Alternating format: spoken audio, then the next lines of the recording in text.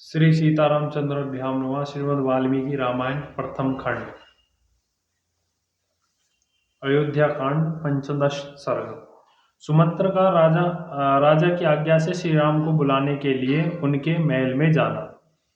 वे वेदों के प्रांगत ब्राह्मण तथा राजपुरोहितों व रात बिताकर प्रातः काल राजा की प्रेरणा के अनुसार राज द्वार पर उपस्थित हुए।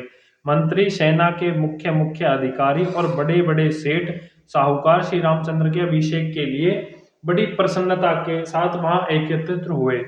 निर्मल सूर्योदय होने पर दिन में जब पुष्य नक्षत्र का योग आया तब श्री राम के जन्म का कर्क लगन उपस्थित हुआ।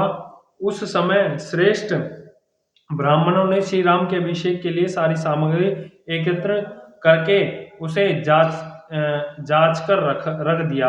जल से भरे हुए सोने के कलश, भांति भांति सजाए हुआ भद्रपीठ, चमकीले चरम से अच्छी तरह आवर्तित रथ, गढ़ा, यमुना के पवित्र संकट से लाए हुए जल, ये सब वस्तुएं एकत्र कर ली गई।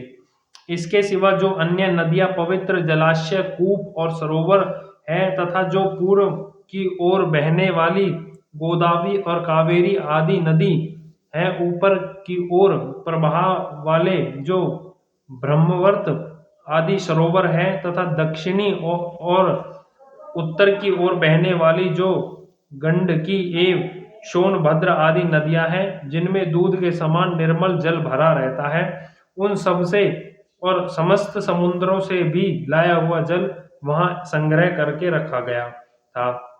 इसके अतिरिक्त दूध, दही, घी, मधु, लावा, कुश, फूल, 8 सुंदर कन्याएं, मतमद, गजराज और दूध वाले वृक्षों के पल्लवे से ढके हुए सोने चांदी के जल पूर्वक कलश भी वहां विराजमान थे, जो उत्तम जल से भरे होने के साथ ही बंद और उत्पलों से संयुक्त होने के कारण बड़ी शोभा पा रहे थे।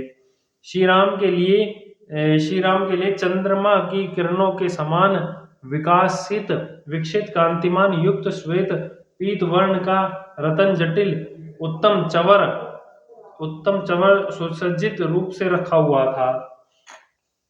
चंद्रमंडल के समान सुसज्जित श्वेत छत्र भी अभिषेक की सामग्री के साथ शोभा पा रहा था, जो परम सुंदर और प्रकाश फैलाने वाला था। सुसज्जित श्वेत वृंश और श्वेत अश्व भी खड़े थे।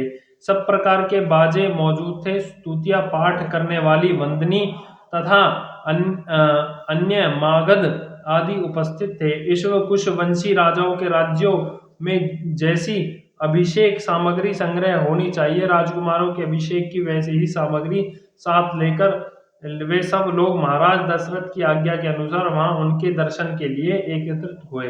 राजा को द्वार पर न देखकर वे कहने लगे, कौन महाराज के पास जाकर उनकी आगमनी की सूचना देगा? हम महाराज को यहाँ नहीं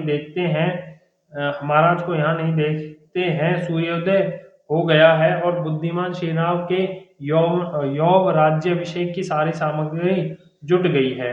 वे सब लोग जब इस प्रकार बातें कर रहे थे, उसी समय राजा द्वारा सम्मान्य सुमंत्र वहां खड़े हुए उन समस्त भूपतियों से ये बात कही, मैं महाराज की आज्ञा से श्री राम को बुलाने के लिए तुरंत जा रहा हूँ।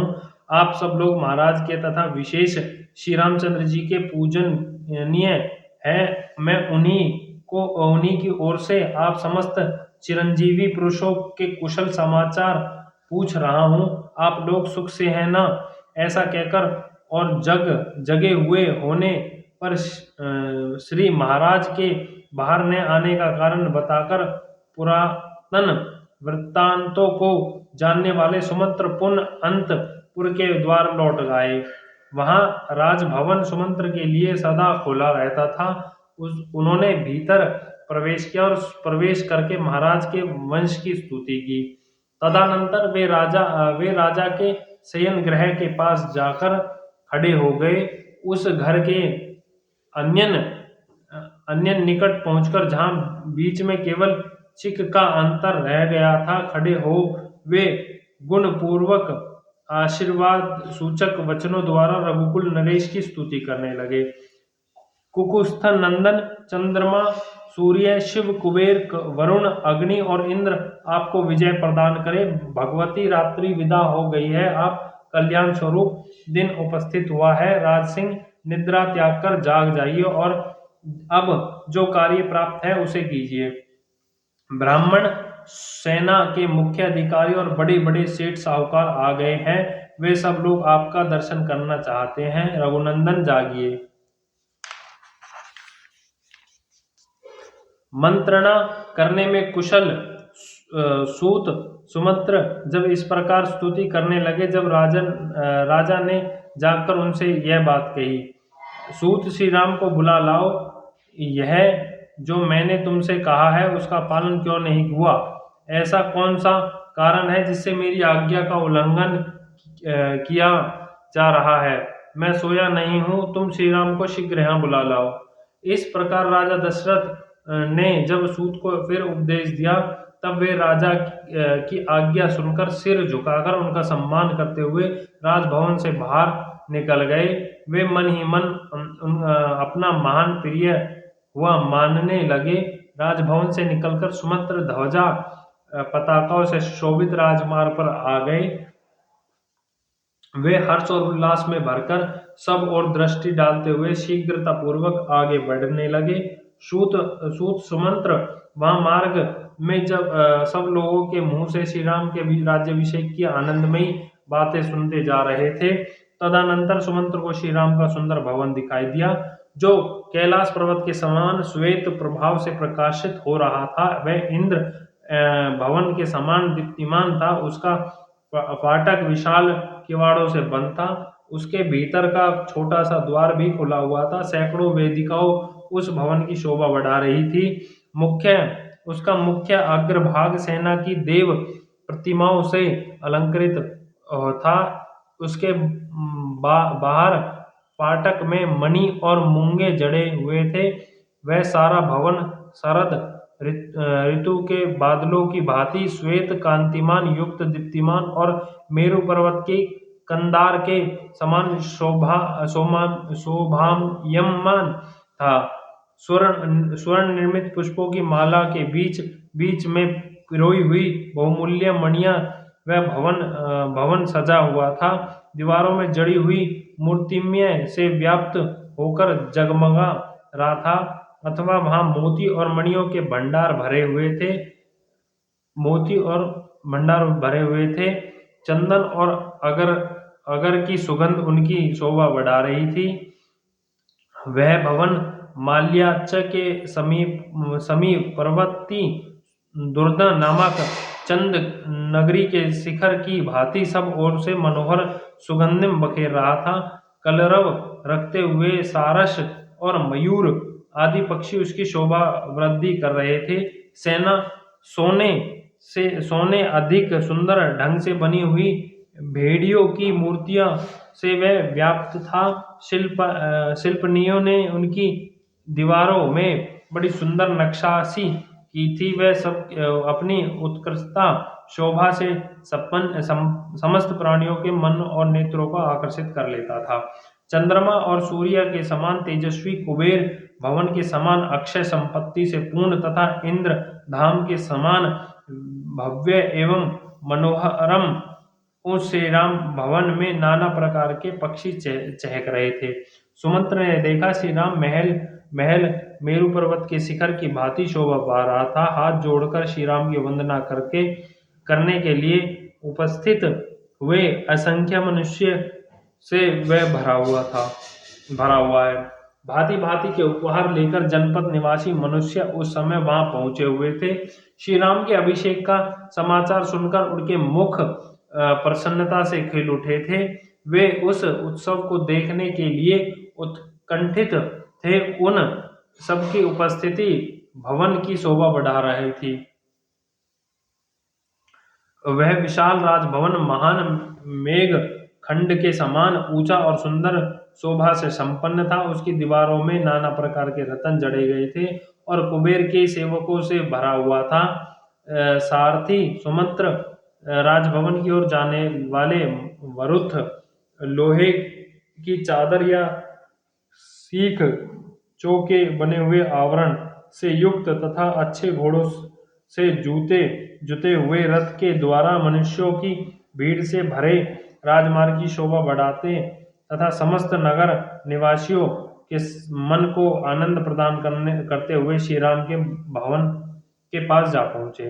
उत्तम वस्तु को प्राप्त करने के अधिकारी श्री राम का वहाँ महान समृद्धशाली विशाल भवन सचीपति इंद्र के भवन की भांति सुशोभित होता था।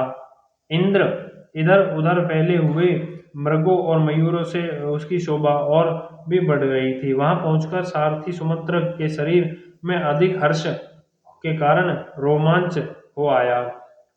वहां कैलाश और स्वर्ग के समान दिव्य शोभा से युक्त सुंदर सजी हुई अनेक डगडोरियों लांघकर श्री रामचंद्र जी की आज्ञा में चलने वाले बहुत से श्रेष्ठ मनुष्यों को बीच में छोड़ते हुए रथ सहित सुमित्र अंतपुर के द्वारा उपस्थित हुए। उस स्थान पर उन्होंने श्री राम के अभिषेक की संबंध कर्म करने वाले लोगों की हर्ष भरी बातें सुनी, जो राजकुमार श्री राम के लिए सब ओर से मंगल कामना सूचित करती थी। इस प्रकार उन्होंने अन्य सब लोगों को की भी हर्षोल्लास से परिपूर्ण वार्ता को स्मरण किया। श्री राम का वह भवन इंद्र सदन की शोभा से तिरस्कृत कर रहा था। मृगों और पक्षियों से सेवित होने के कारण उनकी रमणीयता और भी बढ़ रही थी। सुमंत्र ने उस भवन को देखा।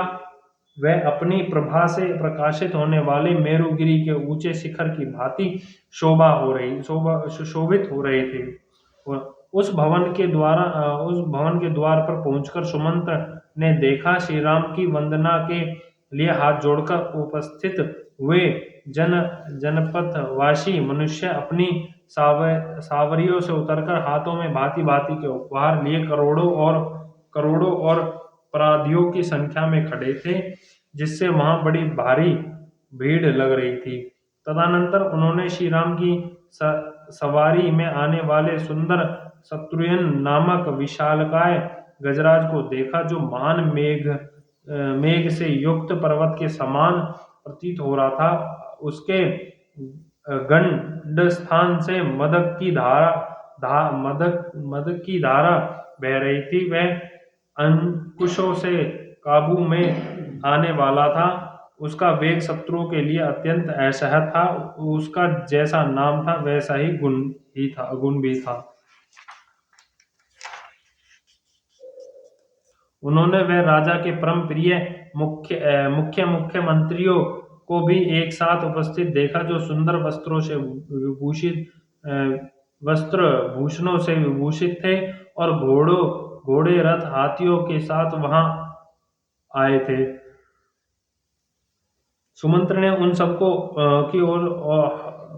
सबको एक ओर हटाकर स्वयं श्री राम के समृद्धशाली अंतपुर में प्रवेश किया।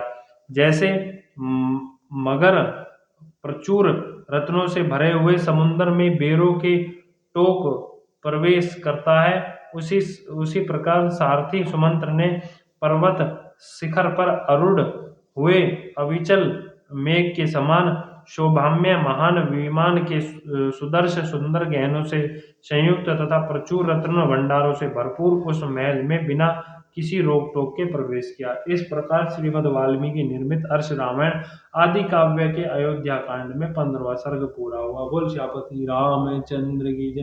पवन सुत हनुमान की जय। लक्ष्मण भरत शत्रुघ्न भगवान की जय। जय श्यापति रामचंद्र की जय।